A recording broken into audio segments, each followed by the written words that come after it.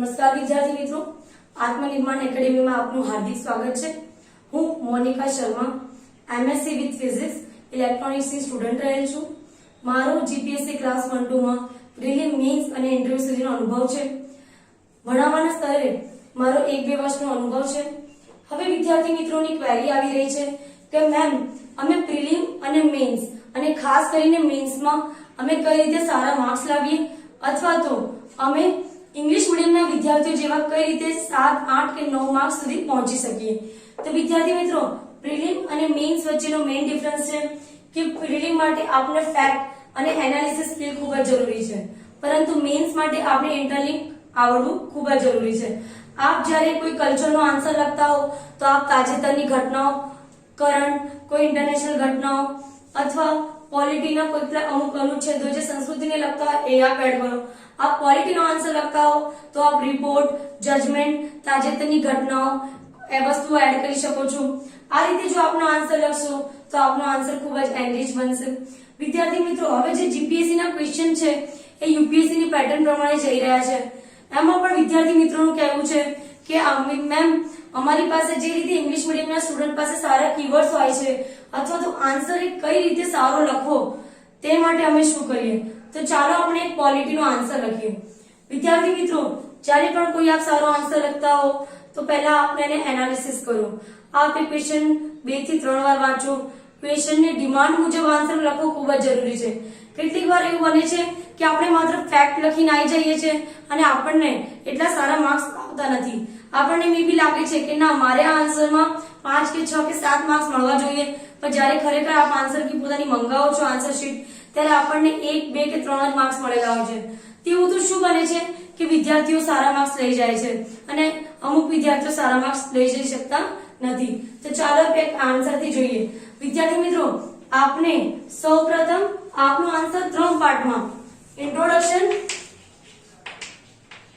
Body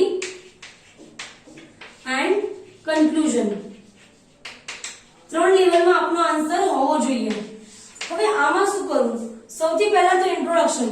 સૌથી પહેલા જ્યારે આપ કોઈ પણ મેન્સ નો આન્સર લખો તો આપ આનું इंट्रोडक्शन એ રીતે આપો કે ક્વેશ્ચન એક્ઝામિનર આપનો પેપર જોવામાં મજબૂર થઈ જાય કે ના આને इंट्रोडक्शन કે હટકે આપ્યું છે। आप ताजेतरनी घटनाथी अथवा तो कोई केसथी अथवा तो आपने एना विषे कोई फैक्ट खबर छे, कोई चार्ट, डायग्राम एनाथी आप आपनो इंट्रोडक्शन स्टार्ट करी शको छो। बॉडी आपने आपना जे क्वेश्चन में जे पूछ्યું છે एना रिगार्डिंग जो विवेचनात्मक मूल्यांकन होय चर्चा करो, टिप्पणी करो, एना तर्क वितर्क ए मुजब लखवानुं छे। જ્યારે કન્ક્લુઝન આવે તો કન્ક્લુઝન आपने खूब स्ट्रोंग આપવાનું છે। ઘણા બધા વિદ્યાર્થી મિત્રો એવી ગફલતમાં આવી જાય છે કે મેડમ જે કન્ક્લુઝન છે એ પોઝિટિવ વેમાં લખો કે નેગેટિવ વેમાં। વિદ્યાર્થી મિત્રો આપ કોઈ પણ આન્સર પોઝિટિવ લખો કે નેગેટિવ આપની પાસે એના ડેટા હોવા ખૂબ જ અગત્યના છે। આપ ડાયરેક્ટ પોતાના મન મુજબ ના લખી શકો કે ના આવું હોવું જોઈએ। આપ કોઈ સારી કમિટી કોઈ રિપોર્ટ દ્વારા એવું કહી શકો કે ના આવું કરવું એક સ્વાગત યોગ્ય કદમ છે અને આ કમિટી આયોગ દ્વારા આની ભલામણ પણ કરવામાં આવી છે। જો આપનો આન્સર આ રીતનો હશે तो खूब ज सरस लागशे। याद रखो एक ज सर द्वारा 5000 पेपर ना एक क्वेश्चन ध्यान जोवामां आवे छे। आपने सर એટલા મજબૂર કરી દેવાના છે કે આપને આન્સર માં 6, 7, 8 માર્ક્સ મૂકે। તો ચાલો આપણે ક્વોલિટી ના ક્વેશ્ચન ના આન્સર થી જોઈએ કે એક સારો આન્સર કઈ રીતે લખી શકાય। વિદ્યાર્થી મિત્રો આપને પ્રિલિમ્સ અને મેન્સ રિગાર્ડિંગ ઘણી બધી ક્વેરી આવે છે જેમાં વિદ્યાર્થીઓ પ્રિલિમ ક્લિયર કરી લે છે એક તબક્કા બાદ, પરંતુ મેન્સ ક્લિયર કરી શકતા નથી अथवा तो मेन्स में क्लियर पर थाय छे पण એટલા સારા मार्क्स નથી આવી શકતા। એનું શું રીઝન છે? તો વિદ્યાર્થી મિત્રો આપને ખબર હશે કે આપને પહેલા તો પ્રશ્ન વાંચવાનો છે કે પ્રશ્ન કઈ ડિમાન્ડ પર છે। આપને ખબર હશે કે કોઈ પણ यूपीएससी કે जीपीएससी एग्जाम में एक प्रश्न एक જ સર દ્વારા જોવામાં આવે છે। સપોઝ 5000 સ્ટુડન્ટ પાસ કર્યા છે મેન્સ માટે તો એક જ સાહેબ એક જ પ્રશ્ન 5000 પેપર માં જોવે છે तो सर ने आपनो पेपर कई रीते आई कैचिंग लागे। याद रखो विद्यार्थी मित्रों आपने आपनो पेपर सर थी वंचाववानो छे। तेमने એટલા મજબૂર કરી દેવાના છે કે 10 માંથી 7, 8 સુધી આપના માર્ક્સ ખેંચી શકાય। 2 કે 3 માર્ક્સ સામાન્ય આન્સર્સ માં આવે છે। પછી વિદ્યાર્થી મિત્રો કહે છે કે અમે આટલું સારું આન્સર રાઇટિંગ કરીએ છે છતાં પણ અમારા માર્ક્સ ત્યાં સુધી પહોંચતા નથી। એનું શું રીઝન છે? વિદ્યાર્થી મિત્રો આપણે એક ક્વેશ્ચનના આન્સર દ્વારા જોઈએ કે એક પરફેક્ટ સારો આન્સર કઈ રીતે લખી શકાય. પ્રિલિમ એક્ઝામ પાસ કરવું એક તબક્કે સરળ હોય છે. આપ ફેક્ટ, એનાલિસિસ, ઘણી બધી સ્કિલ દ્વારા આપ આપની પ્રિલિમ ક્લિયર કરી શકો છો, પરંતુ મેન્સ માટે આપણે ઇન્ટરલિંક કરતા આવડવું જોઈએ. આપ જો ક્વોલિટીનો સારો આન્સર લખતા હો તો આપને એક તાજેતરની ઘટના, કોઈ રિપોર્ટ, કોઈ કમિટીના રિપોર્ટ, સુપ્રીમ કોર્ટના જજમેન્ટ, આપને થોડું ઘણું એના વિશે ખ્યાલ હોવો જોઈએ. આપ એ બધું આન્સરમાં નાખશો તો આપનો આન્સર એનરિચ બનશે અને ખૂબ જ સરસ આઈ કેચિંગ લાગશે. વિદ્યાર્થી મિત્રો, આપ ટોપર અને એક સિલેક્શન એ બંને વચ્ચેના ભેદ શું છે? આપણે થોડા 20 કે 30 માર્ક્સ મેન્સમાં આગળ કઈ રીતે લાવવાના છે? આપ ચાર્ટ, ડાયાગ્રામ, ફ્લો ચાર્ટ, કોઈ સારી થીમ, અંડરલાઈન, ઘણી બધી એવી મેથડ છે કે જેનાથી આપ જશો તો ખરેખર આપ સારા માર્ક્સ લાવી શકશો. તો ચાલો આપણે એક પ્રશ્ન ક્વોલિટીનો જોઈએ અને એના પરથી જોઈએ કે કઈ રીતે સારો આન્સર લખી શકાય. સૌપ્રથમ જ્યારે પણ મેન્સનો આ ક્વેશ્ચન આપ સોલ્વ કરતા હો તો આપે એ ક્વેશ્ચન 2 થી 3 વાર વાંચવાનો છે. ઓકે, સૌપ્રથમ આપણને પ્રશ્નમાં વિદ્યાર્થી મિત્રો કહે છે કે મેમ અમને ખબર જ નથી પડતી કે પ્રશ્નમાં કઈ રીતે લખીએ. તો આપણને એ લોકો બહુ જ પરેશાન કરે છે. ચર્ચા કરો, વિવેચનાત્મક મૂલ્યાંકન, વિશ્લેષણ. આપણે ખોરવાઈ જઈએ છીએ કે આમાં લખવું શું, કયા આન્સરને કઈ રીતે હેન્ડલ કરવું. તો ચાલો આપણે એક પ્રશ્નના ઉદાહરણ દ્વારા જોઈએ કે આ પ્રશ્નને કઈ રીતે લખી શકાય. તો આપને ખબર છે કે દળ પરિવર્તનનો મુદ્દો આપણી લોકશાહીમાં એક બહુ મોટો પ્રશ્ન બની રહે છે. આ પ્રશ્ન એક્ઝામમાં વારેઘડી આવવાની સંભાવના પણ ઘણી છે. ઓકે, તો દળ પરિવર્તનનો કાયદો એ રિટેલ થી હોલસેલ ટ્રેડિંગ તરફ જે ગયો છે. વિવેચનાત્મક મૂલ્યાંકન કરો. વિદ્યાર્થી મિત્રો, જ્યારે પણ આપણે અહીંયા જોયું કે અહીંયા વિવેચનાત્મક મૂલ્યાંકન કરો, ટિપ્પણી કરો, ચર્ચા કરો, આવા પ્રશ્નો આવે તો આપણે એ પ્રશ્નના પોઝિટિવ નેગેટિવ ડાયમેન્શન બતાવવાના છે. આપ એક અધિકારી બનવા જઈ રહ્યા છો. આપે ખૂબ જ સરળ ભાષામાં પ્રશ્નોના ઉત્તર લખવાના છે. ઘણા બધા વિદ્યાર્થી મિત્રો એવી ગફલતમાં આવી જાય છે કે અમે ખૂબ જ સારી રીતે અને ખૂબ જ હાઈ લેવલની ભાષાથી લખીશું તો મે બી અમારા માર્ક્સ આવી જશે. અથવા એવું પણ બને છે કે અમુક વિદ્યાર્થી મિત્રો કહે છે કે ઇંગ્લિશ મીડિયમ સ્ટુડન્ટના માર્ક્સ આવે છે, ગુજરાતી મીડિયમના સ્ટુડન્ટના માર્ક્સ એટલા બધા મેન્સમાં સારા આવતા નથી. વિદ્યાર્થી મિત્રો, એવું ક્યારે બની ના શકે કે કોઈ વિદ્યાર્થી ઇંગ્લિશ મીડિયમ છે કે ગુજરાતી મીડિયમ કે એના માટે એ લોકો ડિફરન્શિએટ કરતા હોય. હા, ગુજરાતી મીડિયમના વિદ્યાર્થીઓ માટે કીવર્ડ સારા હોતા નથી. આપે સારા કીવર્ડ્સ કાઢવાના છે. જો આપ સારા કીવર્ડ્સ કાઢશો તો શ્યોર આપનો આન્સર આઈ કેચિંગ લાગશે. તો સૌથી પહેલા દળ પરિવર્તનના મુદ્દામાં કઈ રીતના કીવર્ડ્સ, કઈ રીતના આન્સરની પેટર્ન હોવી જોઈએ તો ચાલો આપણે જોઈએ. તો આપણે પહેલા જોઈએ મધ્યપ્રદેશ, રાજસ્થાન, આંધ્રપ્રદેશ, ઉત્તરાખંડ, ઘણા બધા રાજ્યોમાં આ ઘટનાઓ ગયા વર્ષે બનેલી. રાજનીતિક અસ્થિરતાને રોકવામાં આ કાયદો અસફળ છે. આપને આ તાજેતરની ઘટના બતાવી કે આના થકી દળ પરિવર્તન કાયદા વિશે પ્રશ્ન સામે આવ્યા છે. તો આ દળ પરિવર્તન કાયદો છે શું? તો પહેલા આપણે જોઈએ. સૌથી પહેલા તો આપણે લોકશાહી વિશે ખબર હોવી જોઈએ કે એક તંદુરસ્ત લોકશાહી કોને કહેવાય. તંદુરસ્ત લોકશાહી એને કહેવાય કે જેમાં લોકોનું લોકો વડે ને લોકો દ્વારા ચાલતું શાસન. ક્યારે એવું બને કે આ જ્યારે શાસન અસ્થિરતાનો શિકાર બની જાય, જ્યારે તમે જેને ચૂંટો એ જ સરકાર પડી ભાંગે, તો શું આ જીવંત લોકશાહીનું ઉદાહરણ છે? યાદ રાખો વિદ્યાર્થી મિત્રો, લોકશાહી ઇન્ડેક્સ દર વર્ષે પ્રકાશિત કરવામાં આવે છે. પહેલા ભારતનો રેન્ક સારો હતો, પરંતુ 2017-18 પછી ભારતનો રેન્ક ધીરે ધીરે ઘટી રહ્યો છે. આપ એ લોકશાહી રેન્કનો ઇન્ડેક્સ પણ આમાં રેન્ક ભારતનો લખી શકો છો. અને જ્યારે પણ આપ આપનો આન્સર લખો તો કોઈ ફેક્ટ કે ડેટા નાખીને લખો. આપ એક ગવર્નમેન્ટ ઓફિસર બની રહ્યા છો તો આપને ડેટા સાથે આપનો આન્સર લખવો ખૂબ જ અગત્યનો છે. સૌથી પહેલા દળ પરિવર્તન રોધી કાયદા સંબંધિત તથ્યો. તો સૌથી પહેલા દળ સંબંધિત કાયદા રિલેટેડ 10મી અનુસૂચિમાં દળ પરિવર્તન કાયદો આવેલો છે બંધારણમાં. યાદ રાખજો, સૌથી પહેલા 52માં બંધારણીય સુધારા 1985માં દળ પરિવર્તન કાયદા મુદ્દે સૌથી પહેલા સંસદમાં ચર્ચા વિચારણા થઈ, જેમાં સંસદ અને રાજ્ય વિધાનમંડળ બંને પર લાગુ પડે છે. મિત્રો, 52માં બંધારણીય સુધારામાં હતું શું? 52માં બંધારણીય સુધારામાં હતું કે જ્યારે પણ કોઈ સાંસદ કે વિધાનસભાના સભ્યો જ્યારે પણ પોતાના દળમાંથી એક દળમાંથી જઈને બીજા દળમાં પરિવર્તન કરે અથવા તો કોઈ અનિશ્ચિત દળ ધરાવતો સદસ્ય હોય એ સરકાર તોડી પાડવાના એમાં બીજા દળમાં જ્યારે જતો રહે ત્યારે સરકાર તૂટી જાય છે, તો આવા સદસ્યોને ગેરલાયક ઘોષિત કરવા. પરંતુ અહીંયા એક ચૂક રહેલી, આ મુદ્દો અધ્યક્ષના વિવેકાધીન હોય છે. યાદ રાખજો, 52માં બંધારણીય સુધારા 1985 માં કહેવામાં આવ્યું હતું કે અધ્યક્ષના વિવેકાધીન સંસદ અને રાજ્યના વિધાનમંડળ બંને પર લાગુ પડશે. અધ્યક્ષના વિવેકાધીન શું છે? આપ સૌને ખબર હશે કે લોકસભા અને રાજ્યની વિધાનસભામાં અધ્યક્ષ પર એક જવાબદારી સોંપવામાં આવી છે. અધ્યક્ષ દળ પરિવર્તનના મુદ્દે પોતાનો મત આપી શકે છે કે જેને સુપ્રીમ કોર્ટમાં પણ પડકારી શકાતો નથી. આ ખૂબ જ ઇમ્પોર્ટન્ટ આન્સર છે લખવા માટે કે 52 બંધારણ સુધારામાં આ વસ્તુ હતી. આને એક લૂપ હોલ બહુ મોટો કહી શકાય કે જેના કારણે કેટલીક વાર એવું બન્યું છે અથવા તો કેટલીક ઘટનાઓમાં અધ્યક્ષ એ પોતાના દળ સંબંધી સદસ્ય માટે નિષ્પક્ષ રીતે પોતાનો આન્સર રજૂ કરી શકતા નથી, જેના કારણે આ પ્રશ્ન ખૂબ મોટો બન્યો છે. હવે દળ પરિવર્તન સંબંધી નિર્ભરતા અથવા અયોગ્યતા શું છે?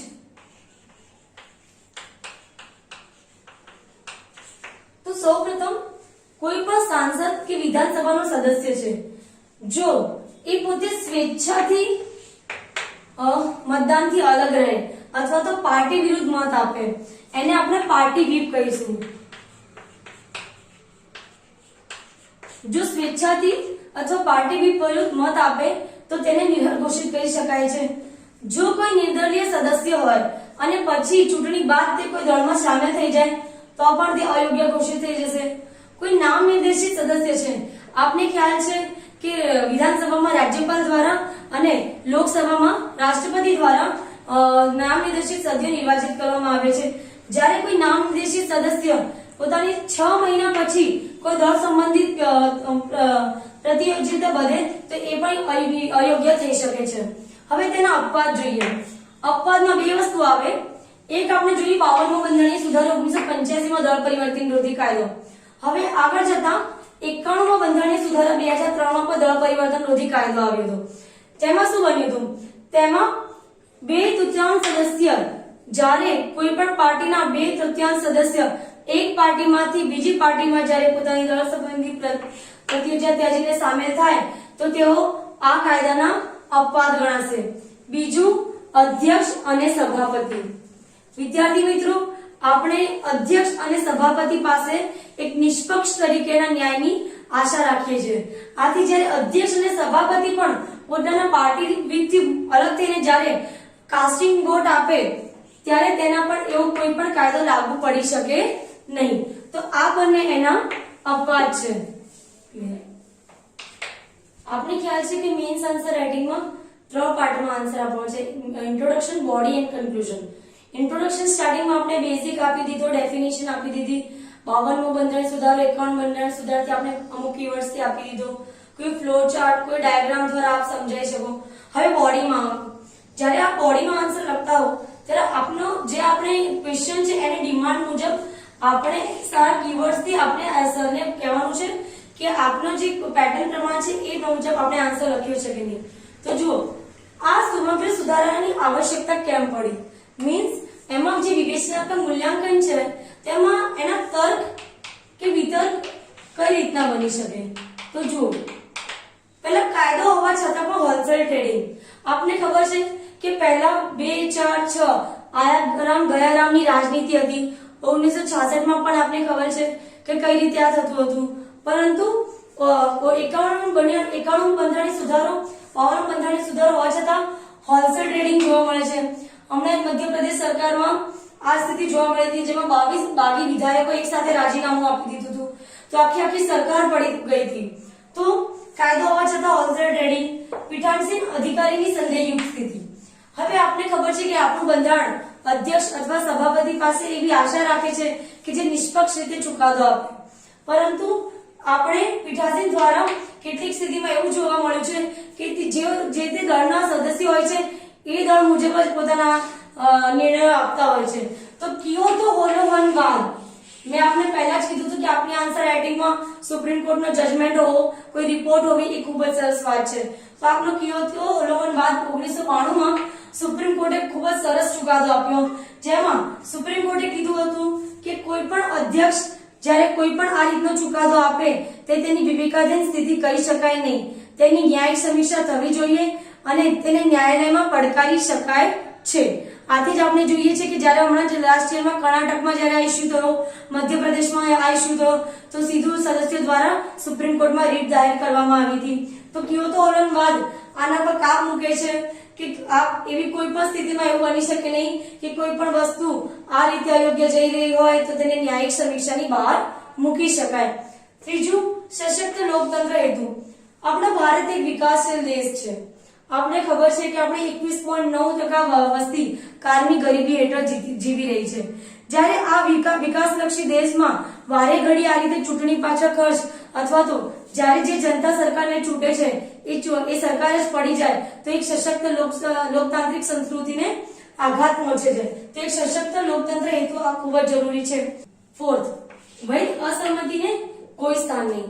હવે આપે જ્યારે આપ કોઈ મત પોતાનો પર રજૂ કરો છો ત્યાં આપણે ડાયરેક્ટ નથી લખવાનું. આપે કહેવાનું છે કે કેટલાક વિશેષજ્ઞો દ્વારા કહેવામાં આવ્યું છે કે વાર્ષિક બજેટ કે અવિશ્વાસ પ્રસ્તાવ આધારિત કોઈ મત હોય તો જ પાર્ટી વ્હીપનો સિદ્ધાંત લાગુ પડે કે દળ પરિવર્તનનો સિદ્ધાંત લાગુ પડે.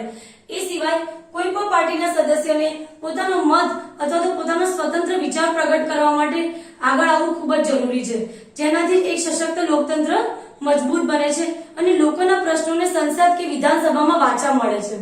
હવે વ્યાખ્યાની સ્પષ્ટતાનો અભાવ. હવે આપણો 52મા બંધારણીય સુધારા અને 51મા બંધારણીય સુધારામાં જે સ્વેચ્છાથી ત્યાગપત્રની બાબત કહેવામાં આવી છે, એ સ્વેચ્છાથી ત્યાગપત્ર કઈ રીતે હોવું જોઈએ તેની કોઈ પણ માહિતી આપવામાં આવી નથી. હવે એવું બની શકે કોઈ પણ સદસ્ય સ્વેચ્છાથી ત્યાગપત્ર આપે પણ એને કોઈ મનોવૈજ્ઞાનિક દબાવ હોય અથવા ક્યારેક કોઈ નોટ ફોર વોટ કૌભાંડ એવા ઘણા બધા ભ્રષ્ટાચારના આરોપસર પણ તે પોતાનો ત્યાગપત્ર આપી શકે. તો ઘણી બધી બાબતોથી પણ આ વસ્તુ બની શકે. હવે આપ કોઈ કન્ક્લુઝન આપો છો તો સુદ્રઢ કરવાનો ઉપાય શું છે? આપણે જે આન્સર લખ્યું કે ભાઈ આ દળ પરિવર્તનની શું સમસ્યા છે, તો આપણે નિષ્કર્ષમાં લખ્યું છે કે આપણે સમાધાનનો ઉપાય શું. તો આપણે ખૂબ જ સ્ટ્રોંગ સમાધાન લેવાનું છે. કોઈ કમિટીના રિપોર્ટ, કોઈ એઆરસી રિપોર્ટ મેં આપને પહેલા પણ કીધું આપ લખો તો આપણો આન્સર ખૂબ એન્રિચ બનશે. તો પ્રથમ એક સ્વતંત્ર વૈકલ્પિક તંત્ર. હવે સુપ્રીમ કોર્ટે પોતાના નિર્ણયમાં વારંવાર કીધું છે કે અધ્યક્ષની ભૂમિકાને સ્થાયી અધિકરણમાં પરિવર્તન કરવું. સ્થાયી અધિકરણ મીન્સ સ્થાયી ટ્રિબ્યુનલ. કારણ કે અધ્યક્ષની ભૂમિકા માટે વારંવાર કહેવામાં આવ્યું છે અને અહીંયા સરકારી આયોગ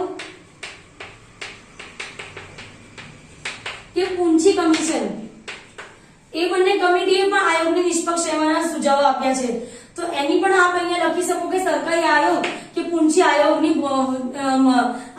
આપેલા સુઝાવથી અધ્યક્ષની ભૂમિકામાં પરિવર્તન કરી શકાય છે અથવા તો સુપ્રીમ કોર્ટના ન્યાય મુજબ અધ્યક્ષની ભૂમિકાને સ્થાયી અધિકરણમાં નિયુક્ત કરીને ત્યાંથી નિર્ણય આપવામાં આવે. બીજું, નિર્ભરતા સંબંધી બાબતે સમયસીમા નિર્ધારણ. હવે જ્યારે કર્ણાટકમાં જ્યારે બાગી વિધાયકો ગયા હતા સુપ્રીમ કોર્ટમાં ત્યારે સુપ્રીમ કોર્ટે નિર્ણય આપ્યો હતો કે જ્યારે પણ કોઈ સદસ્યને અયોગ્યતા ઘોષિત કરવામાં આવે તો મેક્સિમમ 3 મહિનામાં અધ્યક્ષે નિર્ણય આપવો ખૂબ જ જરૂરી છે. જો એ 3 મહિનામાં નિર્ણય ના આપે તો એનો ચુકાદો સુપ્રીમ કોર્ટમાં જઈ શકે છે. Second arc report.